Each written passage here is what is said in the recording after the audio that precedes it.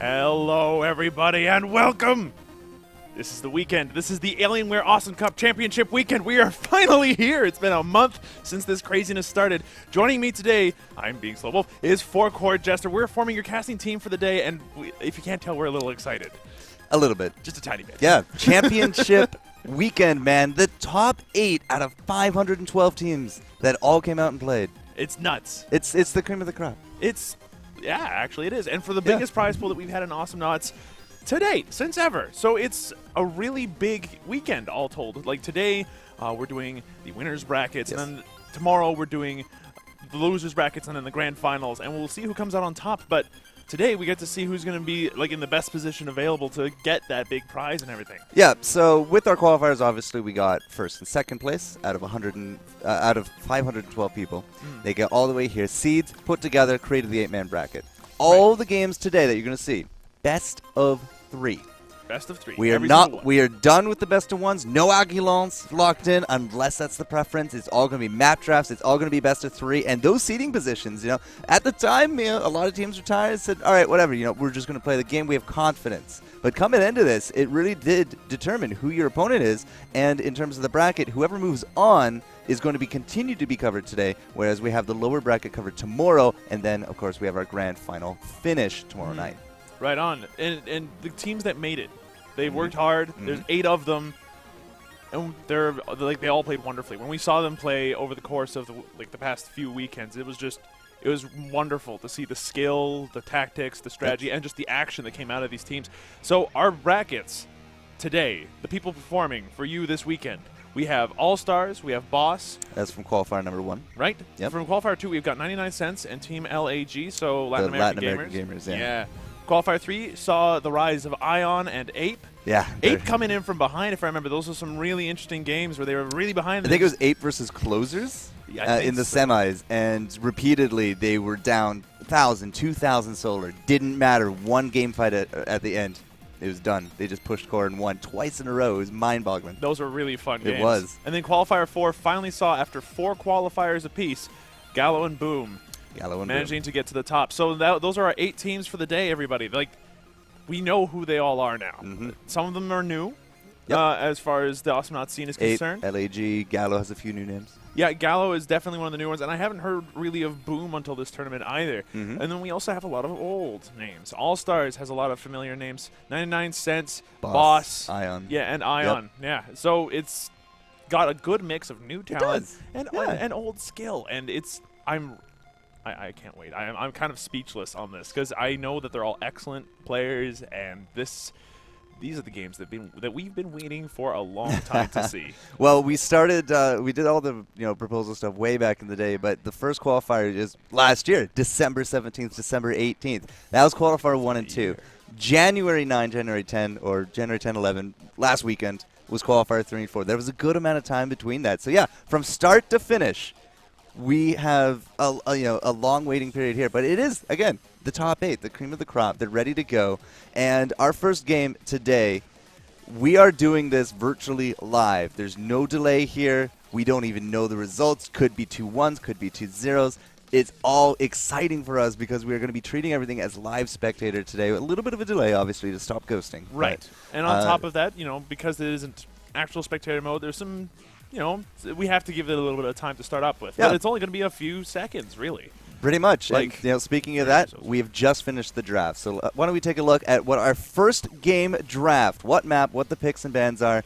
And it looks like, with Team AllStars and Gallo Sengen, we actually have draft orders. This is exciting, Wolf. And the thing is, in the best of 3s over the qualifiers, this happened. But this was behind the scenes. We didn't have the time to show this off. But now we do have that ability. And let's see what ended up happening. Team AllStars banning out Swiggins, followed by Gallo banning out Venny and Spike.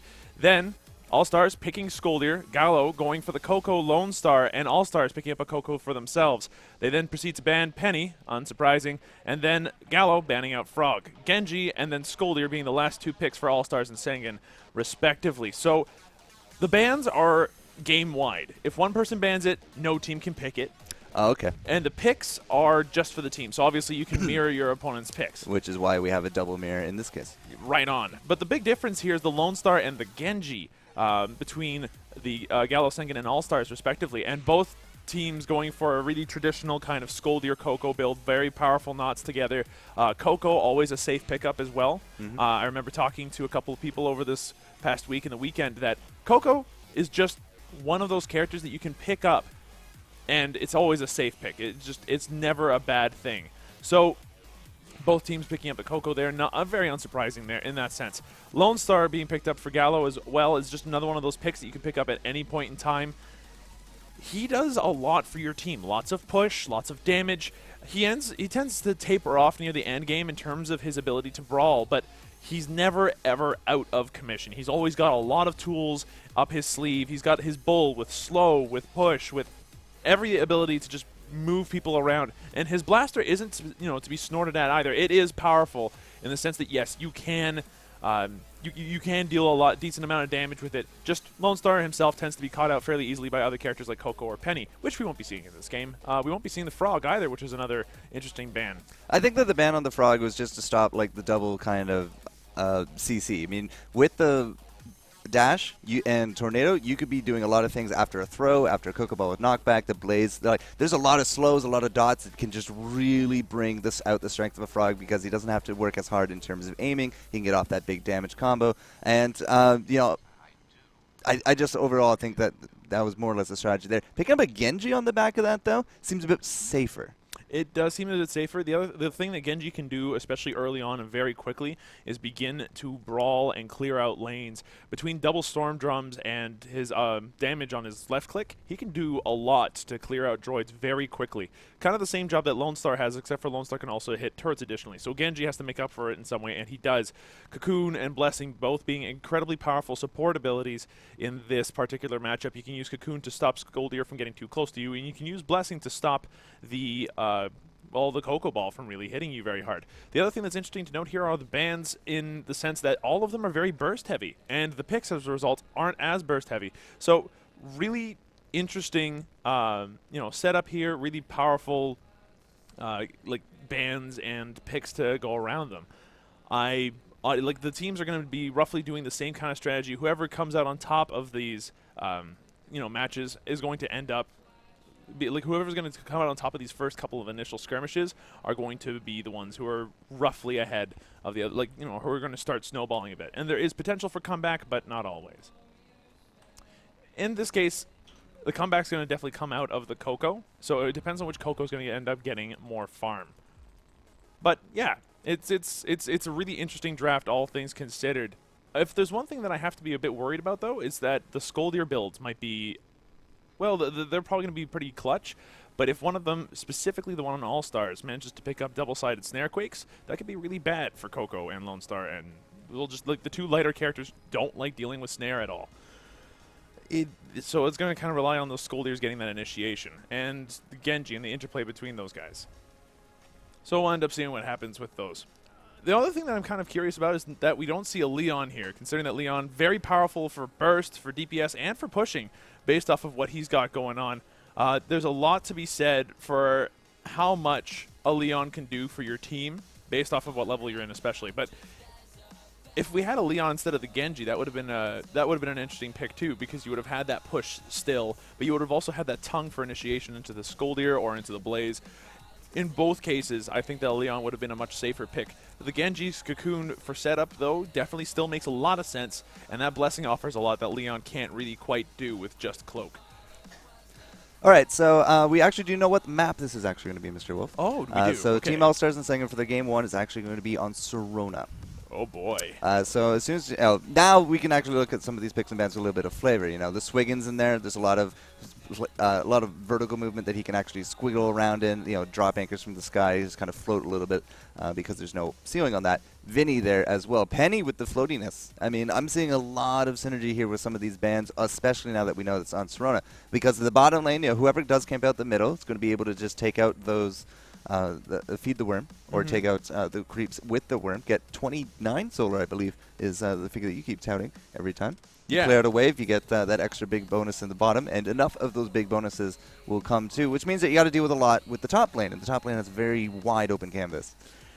And when you Like, yeah, absolutely the bans make a lot more sense now that we know that we're on Sirona. All 4 of them are able to really abuse that vertical movement. But the picks that we've got now, that especially, out of the Genji, it's that vertical movement, that vertical area is still very much available to the Lone Star and the Genji. The Lone Star with his triple jump, and the Genji with his ability to float practically across the entire thing if you time your flutters appropriately. So, yeah, that upper area is still going to be a matter of importance. There's a lot to be said for the Worm as well. Like you mentioned, there's all that solar, and to feed the Coco, that would be a really powerful ability to, like a really powerful level ability to keep in mind. The other thing that is important is that when we get to those choke points, Skoldir going to be very important in defense. If he can get off a big enough throw into those choke points, that is going to be extremely painful in a small area like that. And coupled with the Coco Ball, if it's got knockback or the Blaze, we should be all good to go on that front. But honestly, it's going to be a long game. If it's on Sirona, they are both going to be playing towards a later on thing. Neither of these teams really going for an aggressive early game. Explicitly. We've got a Lone Star. Lone Star can definitely do it, but there's something to be. The Lone Star can definitely do an early game. That's not in question. But he definitely can be useful at any point in the game. So Gallo can afford to play back a little bit and get their bull up and running. That's Lone Star's biggest late game tool, I find. And AllStars really want to bring it to that late game because Genji, especially, coupled with the Coco, both of them benefit from having a lot of solar, and both of them can be absolute monsters in the late game. You are right about the bigger character models there for the Skoder, for the defense, for those choke points, because he is definitely, by far, the biggest character model that we have with these team lineups. So he's going to be great for the body blocking, throw off a gnome into the teammates, and again, the body blocking. He's just going to be able to, hopefully, just really do some good work there. But at the same time, I see a Skoder, then I see a Coco. And, I'm assuming at this point, a lot of the time we're going to be seeing Coco hand builds, but knockback ball could be a very powerful tool as well, because instead of getting off gnome throws, you can now get knockback balls, but at the same time, you get body blocked by a Skoder, you just knock him back. I think that the other thing that we've seen a lot in previous qualifiers are those Blaze builds, and if we know anything about these kinds of lineups, is that Skoldir throws into lines of Blaze is an extremely painful combination, and it's been a time-tested strategy. It's worked for a very long time. Even from APL, all the way back to APL 1, the very first, way back in the day, way back, and you've got that combo still kicking in alive today. It still works really powerfully. So there's a lot of potential for a Blaze build coming out of it as well. So with all that said, and that was a lot to be said, we are finally in the game. We are on Sirona. Team AllStars sporting their Genji, the Skoldir, the Coco. Gallo Sengen having their Skoldir, Coco, and Lone Star on Sirona. Let's get this business started. This, ladies and gentlemen, is as live as it gets. Welcome to the very first game of the Alienware Austin Cup Championship Finals weekend. Now, on the left-hand side here, guys, Team AllStars, one of the first teams to actually be making it here into the Grand Final. Shirtzy going to be on that Skoldir. We're going to have ourselves PO on the Lone Star, and that leaves us with, the Ion sub. I remember that here on the Coco. Flip side, though, Gallo Sengen, Harry Butchers, apparently. Yeah, Harry Butchers on your Skoldir, time-tested and true. Kurt on your Genji. I know that he's got some very good experience with Genji. And then finally, on your Coco, we got Ed Wiener. Yep, so that's totally Gallo Sengen on the left. Yeah, it totally is. Yep. It's okay. Oh, we got it. But no, I haven't seen Harry Butchers in a long time. Ed Wiener as well. I mean, these guys have, again, some big sordid history with the Awesome community. They've been in and around many a time, and that should actually be Ino's spot. So again, Sirona, a lot of action is going to be here on this top lane, because bottom lane is typically going to be done by whoever has control of this upper middle area, because they are going to be able to feed the worm. They're going to be able to keep that creep wave pushed, but as well 29 solar into their pocket every single time, and that is just going to mean that it's battle dominance up top. Now already a lot of items coming out, a lot of base abilities, but I'm curious, what is the Genji actually rocking? So the Genji currently sitting on double prayer beads and the damage over time on his left click. So now his Butterfly is dealing 80 damage every time. Very powerful, cheap upgrade for him. And it's a very good way to go. But he decided to go for damage over time, which is one of those debatable items nowadays on Genji. Some people find that it's very worth it. Other people find that it's a waste of time. It's definitely an early game item. It's definitely an early game item that it, tapers off very quickly in the mid game.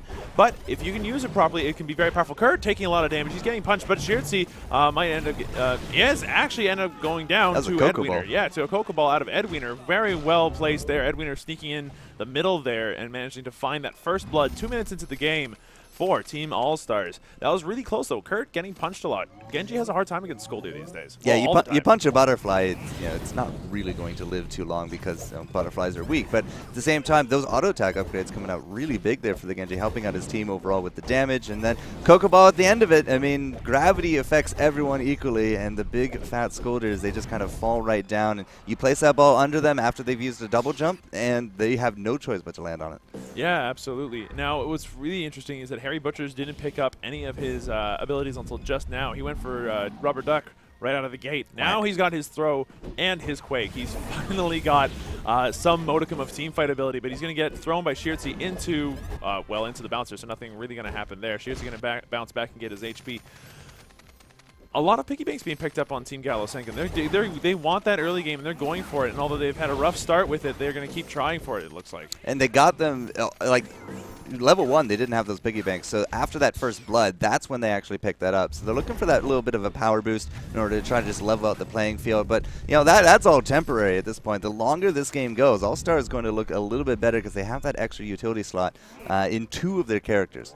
Yeah, and not only do they have that extra utility slot, but like we mentioned before in the picks, they have got a Genji and the Coco. Like, both of them very strong late game nuts. And although Lone Star definitely has his power late game, as between the bull and a decent left click if you build that way, he just doesn't have the same kind of effect that a Genji could have. Edwiener taking a lot of punches, almost goes down, but he's going to end up sneaking away. Harry Butcher's going to do the same. So now this offers the red team. Team Gallo now has the presence on the field. They're able to get all that solar underneath the worm. They're able to push out and maybe get some damage on those turrets for a couple of seconds while the blue team now finally comes back. Well, it didn't actually translate really to the tower damage, but they were able to go feed off the worm. So you saw them. You saw the Lone Star actually picking up a lot of solar out of that. But you're right. They did have actually the map presence. They were able to do a little bit of pushing, but it's more about a confidence thing, at least this early on. Right? This is a grand final. The biggest prize pool in Astronaut history is the jitters. It's going to affect almost anybody in this position, especially if you are a little bit of a newer team. Edwiener, as I said, jitters. He gets a little bit too close. Shirtzi is just able to throw him in, and that is one of the bigger strengths here of that Skoldir. Absolutely, Skoldir able to throw around pretty much anybody into towers. That's why Skoldir's good. His throw makes him a menace to practically everybody. But if it wasn't for that team collapse, Gallo really well coordinated there, managing to pick up that kill there on Edwiener. Edwiener could have easily gotten away with that blaze had it not been for that. Now comes the bull. Harry Butcher's now going to have to take that bouncer to juke up there, but he gets punched instead. He's now very low. Malkno looking to maybe cut him off. Harry Butcher's going to get supported by his team, and he's eventually going to get away as Kurt offers the support, but Kurt's going to end up getting thrown, and now he's taking a lot of damage. And he'll end up actually being fine.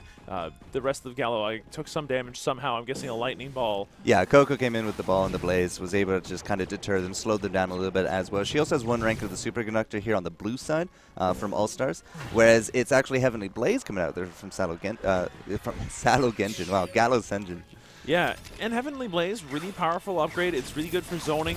It'll be interesting to see how it translates against the Genji, but against Coco and Skoldir, it's a very useful upgrade. It allows you to get those blazes out really early. Double throw coming out. Malkno and Pio taking a lot of damage. Pio is going to end up going down to that Earthquake dot. Malkno just barely going to survive with that Earthquake. Shirtzi now looking to maybe try to do something. He's got his health back, so he'll be healthy enough. But there's 3-on-1 here for a couple of seconds as Malkno goes back to heal. So it's not looking good for a little bit of defense. I mean, granted, they're not going to put out a lot of tower damage right now. I almost want to put a disclaimer up here and say, don't try this at home, kids. But what Harry Butchers did right there is he went all the way up into the very top. He was probably not even on the mini-map at that point. And then he used his Earthquake to drop like a rock and immediately threw the red team into that. And that's how they got that kill. That's how they almost got the double with the Coco. That is a little bit more of an advanced technique if you're going into the solo queue with that. Yeah, but it is a very useful technique to have as a Skoldir, no matter what level it is. Being able to drop from above like that is Skoldir's best option for surprise throws. He might not have invisibility, but if you can use that vertical advantage to your advantage, that's key to playing a good Scoldier. It's the same way with Clunk. If you can use sudden movement of some kind to kind of surprise people with your explode, yeah, it's going to really, really help. So using that Earthquake to be able to drop down like a stone, very important. In comes Shirtzy with a punch. He's going to try to Earthquake. Nothing going to end up happening after that. But Harry Butcher's coming in with the Earthquake. He's going to end up getting bullpinned instead, though. Down he goes after missing his throw. That's why you should be careful when you try that at home, kids. You might just miss. You might just miss. Maybe look a little silly in the process. 2-2 on the board, though. Both teams giving it their all this early on. 7 minutes into Sorona. Now, we have had actually both teams farming out this worm fairly consistently. And, you know, it's almost, I think, I want to say every creep wave. That's probably actually not right. But it's been a majority of them have been farming out very heavily here. Got a lot of solar now under the belt. Still looking for the crack into the 1,000 mark. But, you know, both the Scolders are actually leading their teams. That's actually surprising to me. But I guess it's not all that surprising when you consider how useful they've been, how on the front lines they've been. PO getting thrown, but he's going to end up being perfectly fine. Cocoon going to stop Shirtzy from being able to do a retaliation throw. Edwinner's just going to head on home. But it's weird that the Scoldiers are actually ahead of everybody else. I honestly find that they have the hardest time farming. And the blue one, having not even picked up Piggy Bank, that's definitely surprising to me. But there you have it. They've got more solar. I guess they've been feeding off the worm a little bit more than the other ones. The team's kind of feeding their Scoldiers as much money as they can. Well, sorry, they can. The Scoldiers also have 3 of the 4 kills on the board. That's a good point. So that's a little bit extra in their pocket. But as you said, you know, that extra solar, 29 a pop, and almost every Queet Brave down there has actually been, you know, almost fed to that worm. So, yeah, that's a lot of extra. I will say, though, that the solar's a lot more consistent here for Team AllStars. Now, all of them almost cracking the 1,000 mark, where we still have actually now Red Coco on Gallows Sengen, Mr. Malkno here. He's actually lagging up behind just a bit. And if you look at some of his creep kills, 21 compared to the rest of his team. Or, sorry, 14 compared to the rest of them. That's the other Coco. Yeah, a little bit behind on there. He could definitely use some of that worm solar. It's also a little bit difficult to farm with just Heavenly Blaze. All it does is it allows you to put out more Blaze. If the Blaze doesn't deal more damage, then you don't get to farm more out of it. So. And she didn't go for Blaze damage after that. Actually, she hasn't done anything after that. But Not yet. We do got the Chuck's board on AllStars. We have the Chuck's board. We've got 2 ranks of Superconductor coming out on an Edwiner as well. Very powerful little farming tool to make that left click an absolute monster when it comes to taking apart those turrets. Shirtzy in a really bad spot. He might get fit. No, he gets to survive. Maybe the Earthquake might end up killing him, but he might. Yep, he ends up dying to Harry Butcher's Earthquake damage. So just on the tail end of that, he ends up dying. Unfortunate for Gallo, but that's going to be your 3rd kill coming out for Team AllStars. And a good collapse coming out of the blue team as well. They barely missed the feed on the worm, which would have been pretty cool, but all things considered, that was probably better. You definitely want to get those last hits. The worm can eat the extra solar that you might want on your team sometimes. Yeah, anytime you're on Sorona, guys, just play the Slow Wolf minigame of Feed the Worm. It's my favorite minigame. It is. It's a great minigame. My high score is about 4. That's impressive. 3-2, 10 minutes in, coming in. No real tower damage on the board from either side. We still got all of them fairly healthy here on the board. Of course, blue has been pushing a little bit more consistently into this top lane, so it is a little lower there for red on that front. But back and forth, it's been a lot of footsies here in the mid. And I think that's the way it's going to stay for at least another 5 or 6 minutes, as both teams are struggling to get their solar for their late games and all that stuff. AllStars definitely want to delay it to that point. Team Gallo, they would be more than happy to get really aggressive and start pushing early, but they just the only one who's able to push right now is the Lone Star, sitting there with this Trinamite. Chuck's board now finally coming out on Malkno, going to help a little bit, but it's not going to end up hurting the turret any faster. So, yeah, they're not going to end up doing a lot of push. No team is. Shirtzy going to take a throw, going to take a lightning ball, and he's going to end up going down to another Fist of Fury. That was a really janky little moment there, as there's throws and lightning balls all over the place. Yeah, but hey, kills the kill. Scoder's now going to be down, and the big body blocker protector of red is actually going to be out of the fight. PO is actually going to pick up a 500, so it doesn't look like he's going to go home to heal. But, you know, defending out the bottom's not exactly where he wants to be. He wants to be out defending this top, because, again, this is where most of the tower damage is now starting to actually accrue. The one thing that he can definitely do in these moments is try to, like, now that they're on the defensive, if the blue team, if AllStars does decide to get it really aggressive, that bullpen could be really important in the coming couple of minutes.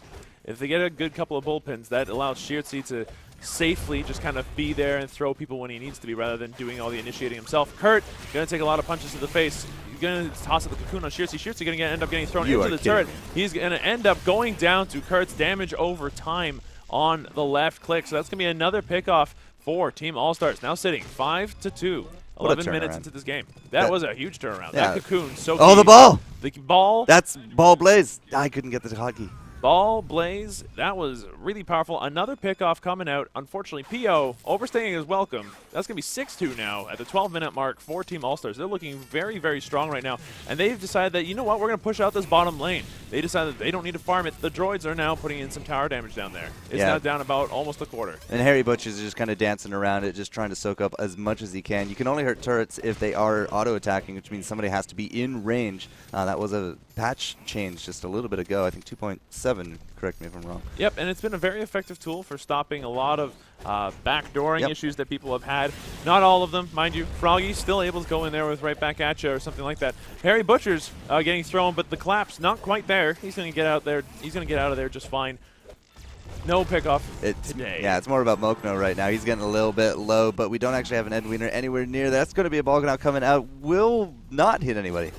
So, you know, Mokno's going to be able to breathe just a little bit, but it's actually going to be Shirtzy taking the creeps up top for the health, and a little bit back to farmers just trying to push it out. It does look like Ed has gone all the way home, and he's opted to walk it out, which means that he's picked up a good amount of solar on the way back as well, and that's going to be the final tick there for his Chuck's board.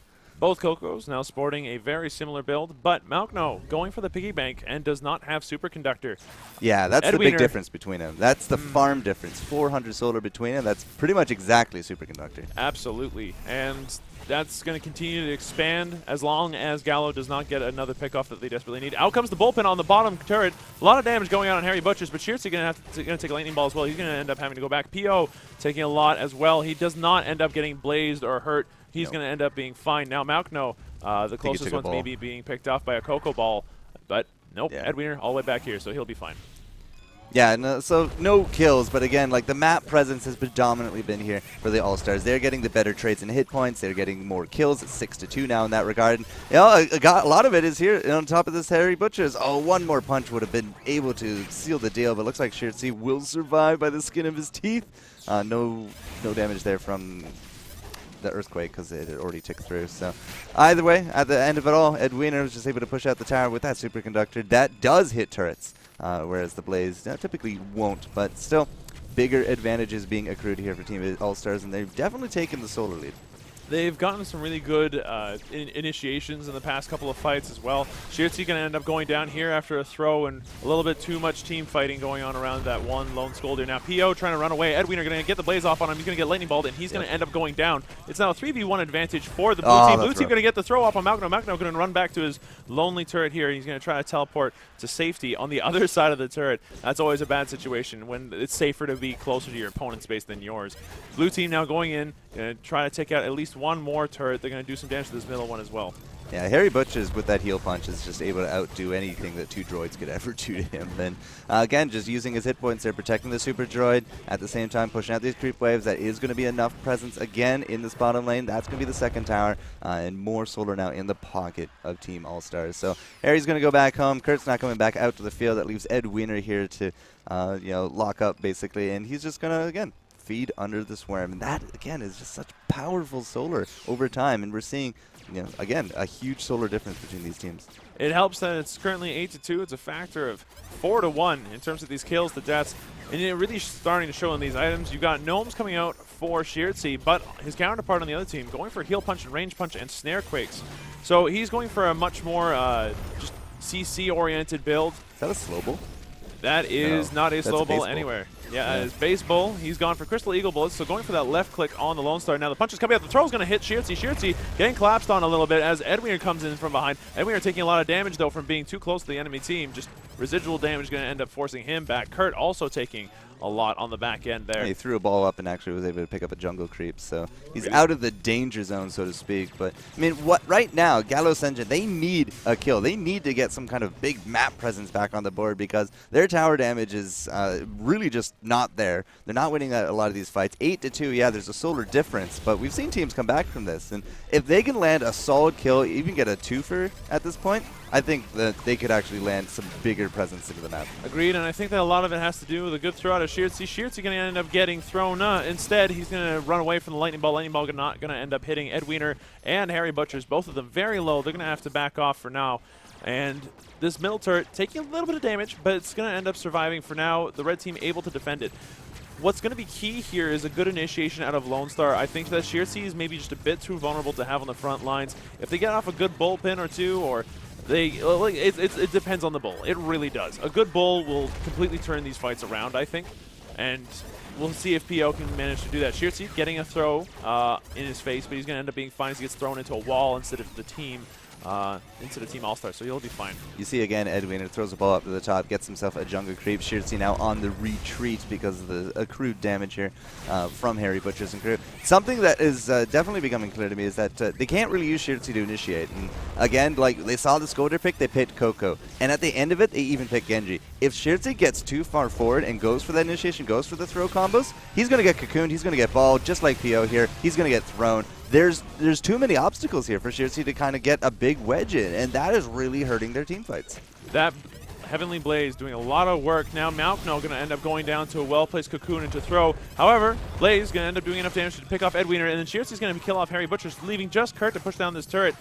He's taking some damage for his droids, and he's doing the best he can. Genji able to left-click decently well against droids, but not against turrets. So this might or might not go down. All things considered, it'll be really low by the time he's done with it, though. Yeah, but PO's now going to be back on the floor. 5 kills in that last fight. We went from 8 to 11-4 after that, with a little bit of a delayed team wipe, but still 3 for 2. Gallo got their 2-fer, but unfortunately they lost their entire team for it, nearly their turret as well, down to 3 bars because of that left-click damage because of the droids by the end of all of that. So Team All-Star still in a very dominant position here. Within the next few minutes, if they do get another similar fight, that could actually lead us into core, half-core, something very easily endable. Yeah, and it seems like All-Stars definitely gearing for that win right now. They want to get the kill.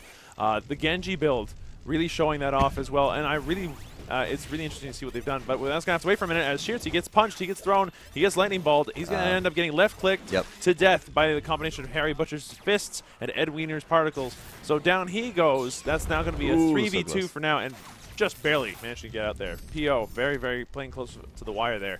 But Genji, he's picked up the upgrade on Blessing that allows his team to get extra HP every time he uses Blessing, so it's practically free pills for his team. Harry Butcher's taking a bunch of damage off of Malkno, but he's going to end up getting out of there just fine.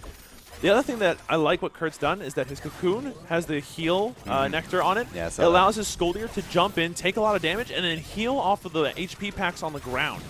That is really cool. Yeah, it's definitely been doing them between the heal punch, between the cocoons and the blessings.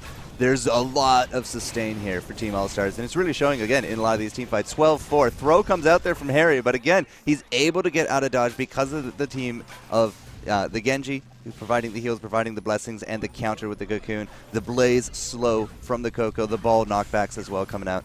And it's just, you can't chase this team. You can't initiate on this team, not with this current lineup. And we're down to, core damage is now being done. Oh. Yeah, but damage was also done to Ed Wiener as he got a little bit too close to the flame. Now Kurt running away for his life. He's going to end up going down. That's going to be a 2-for-0 pickoff in favor of Gallo. Gallo definitely not out of this yet. They do show signs of life. Just so long as they manage to get a couple of good pickoffs like that. But that was more of a mistake on All-Stars' side than anything else. So All-Star is going to have to make sure that they don't get too cocky. If that happens again, they might end up going down. Harry Butcher's taking a throw. He's going to end up being fine for now as he picks up that 500 HP. He's got more HP than anybody else on the red team. So he's going to just take it easy. As soon as he sees him resurge, he's just like, yep, not dealing with that. Even with that free 2 kills, I mean, the pressure that Harry can just command right now on this field. He's already pushed back 2 team members of Gallo. PO's now going to be out here. He's going to be farming up a little. He's going to be pushing it out as well. But everyone is now back from All-Stars. And Harry, he's just going to go right back in. If he gets insta-gipped here, and he will, that's actually really huge here for Gallo. Because, and again, we're actually now starting to see what I call the lemming effect, which is a late-game issue of Sheertsy not getting hit by that ball. But he did. He didn't get hit by the Blaze, so he's going to be alive. But the lemming issue is where you can't team fight with your entire team. You kind of go in 1-by-1 or 2-by-1, and a 3v2, a 3v1, it's very clear endgame who's actually going to win that. It's usually the guys with 3 because just simple math says they got 6 abilities on you. You got 1 hit point bar. So yeah, I'm a little surprised that Team All-Stars has now kind of fallen into that. Their first 2 kills there was a 2v3, and they died. Now Harry Butchers is down just before Kurt got to the fight. That was a 2v3. This is actually allowing Sengen, Gallo Sengen, quite a bit of power. It was, but unfortunately in that little skirmish there, it was 2-on-2 for the longest time, and the superior farm and abilities coming out of Team AllStars proving to be the undoing of Shirtzy. Shirtzy ended up going down. Punch coming out. Harry Butcher's going to get the throw off on Malkno. Malkno going to be perfectly fine as he just waltzes back into his heal area. But blue team now at the red core. The red core is going to probably take a decent amount of damage as Shirtzy still tries to make his way back down. But if there's one thing that the blue team can't do super well, it's base damage. They just don't have that ability. And Lone Star, very, very annoying to deal with that bull of his. Out comes the throw, though. P.O. going to end up getting picked up on this backside due to punching. Edwiener in a bad spot, though. He gets caught out in this corner. But is that going to end up being enough? The Blaze and everything coming out of Coco going to be enough to actually end up saving Edwiener for now. The Blaze going to end up picking him off on the backside as Malkno gets in and provides some harassment there. Shirtzy now here. We're getting some punches off. Malkno going to try to get off a lightning ball to only hit Kurt. And that's going to be it for now. So it's going to be a 1-for-1 exchange between Lone Star and Coco. We took like 2 bars on that core. And that's it, yeah. That Lone Star proving to be an extremely annoying opponent to deal with in terms of this base defense. Absolutely. Especially for a team that is 2/3 melee and 1/3 bad at dealing damage to bases. Now, here I was actually praising out, Gallo Sengen for being behind, getting off these kills, the lemming effect now coming into play a little bit, and then, of course, they lose out Shirtzy. But, the long run, they lost 2 bars of health, and then they lost PO, to which, again, was another 2v3. But they have to use the numbers. Like, if Gallo can force a 3v2, they can win it.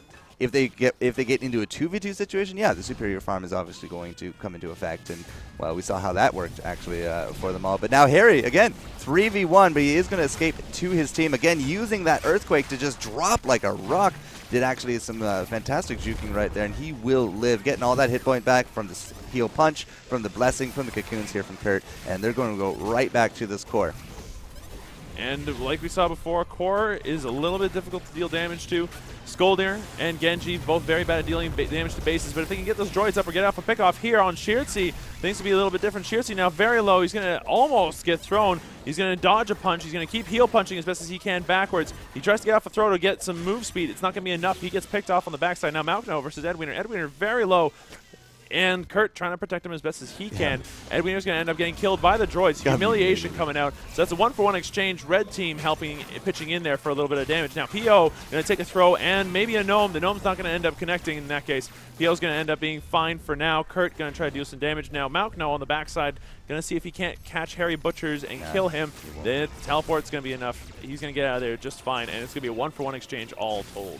So a few more bars of core damage now taken away. This is a very slow death for Gallo. They are actually starting to trade out almost evenly, 1-for-1, 2-for-2. They're for sure definitely not winning the exchanges, but they're at least going even. The problem is with going even so close to their bases that they are chipping away at the core. And if Team AllStars keeps this pace up, the game's over. If Gallo slips up once, the game's over. This is definitely a lot of pressure here on Sengen for the first game of our championship weekend.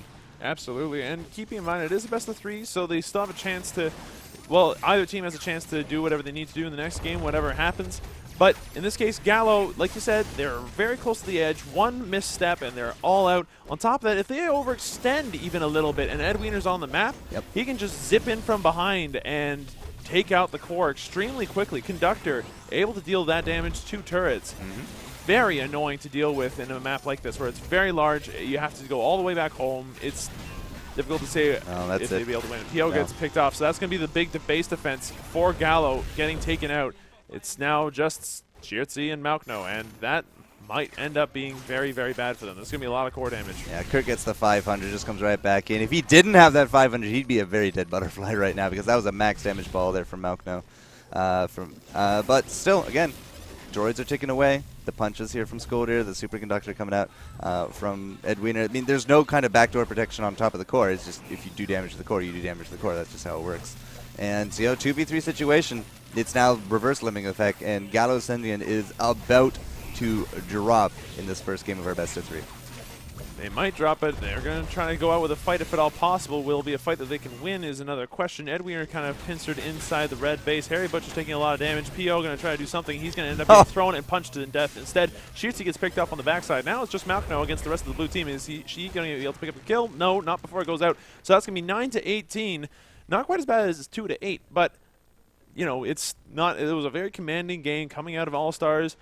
It ended up working very much in favor of AllStars by the end of it. They got to their late game, like we predicted with the picks. Genji proved to be a very valuable character. Those cocoons with the heals allowed Harry Butchers to come in and get those throws off, and Ed Wiener just out-farmed Malkno with those superconductors early on instead of going for that piggy bank. It wasn't even like Ed Wiener. I'm looking at the money. Ed Wiener wasn't even number one. It was still Harry Butchers. 3,168 solar to his name. Looking at him, 7-3 and 101 creep kills to his name. So he definitely took the most kills. He had almost the least deaths in the game. Actually came out tied third. And 101 creeps. That was far and above anyone else. Yeah. That he has a good at least 30 creep advantage. And he's a big guy. He has a lot of health. He had the heal punches. He was very sustainable. He had some good healing from the poor man's Voltar with the Genji. Yeah. And at the same, so he was able to live. A lot of these examples, he died 3 times. The Coco died 5. I mean, they were really able to take home Eddie Wiener every now and then, well, more often than everyone else. But because Harry didn't die nearly enough as much, he was able to farm out a lot more creeps. He was able to get onto the worm. He got a lot of the kills. Not really a surprise that he was able to take home the breadwinner award right there. And it also helps that his counterpart on the other team, unfortunately, going 3-10. That's a lot of solar to lose. 3-10. That's a lot of solar to lose, and it's not his fault really. Between the blaze on the Coco and just the amount of threat that an opponent Skoldir can put out with a Genji on your team, it was brutal. So Gallo Sengen losing out on this one, I think, largely due to just getting slightly out-farmed over the course of the game, and every minute that being slightly out-farmed continued to be a thing. It ended up being, an anthill, then a small hill, then a mountain, it grew. Sure enough. So that advantage just never really stopped. And although for a moment they had what looked to be a comeback, it ended up being short. It ended up being cut short as Shirtzi got picked off in that one duel there. Well, the way to stop that from happening is you stop and you regroup. You do not venture out. You do not try to any shenanigans. You do not get aggressive. You wait for your team, you regroup, and then you retake the advantage. And that's exactly what AllStars did. Yep, and they managed to keep it together. They had all their turrets up in relatively peak condition despite the Gallo having a lone star. So they played very well in that. They kept the middle where it needed to be until they could start pushing. I don't even see any ticks of damage on the blue towers. Not a single one. All right, so peak condition might be an understatement. Pristine. Might be a good use of the word. So it was good stuff overall. Yeah, they got the momentum. They kept it for most of it, and although it looked like Gallo could almost take it back, they ended up just slipping. Fair enough. That was still a really close game. It could have been any person's game right up until about the I'd say the 18-minute mark where the lemming effect stopped being a thing. But, yeah, it was a really good game one. AllStars taking that first game. Gallo going to have to go ahead and see what they can do to bring it to a 3-game series. But whoever loses this goes to the losers bracket, so we haven't seen the end of them if they lose. Whoever loses the series. Yeah, this could easily go to a 2-1. That's true. I have confidence. Gallo, I mean, they got here the last qualifier, so they're a lot more fresh in terms of their gameplay. They're a lot more practiced in terms of recent activities because this was last weekend, whereas, we saw AllStars all the way back in December 17. But make no mistake, they've been practicing. Their teamwork definitely shows out of that. So next game is going to be game 2. If Gallo wins, we go to 2-1 because we have to. Otherwise, it will be that 2-0, and will be Gallo going down to the lowers. Quite correct. Either way, we'll be seeing more of both teams throughout the course of this weekend. We'll see more of these two specifically in the next match. But yep, we're going to take a quick intermission and get that data for you, and when we return, game number 2, guys.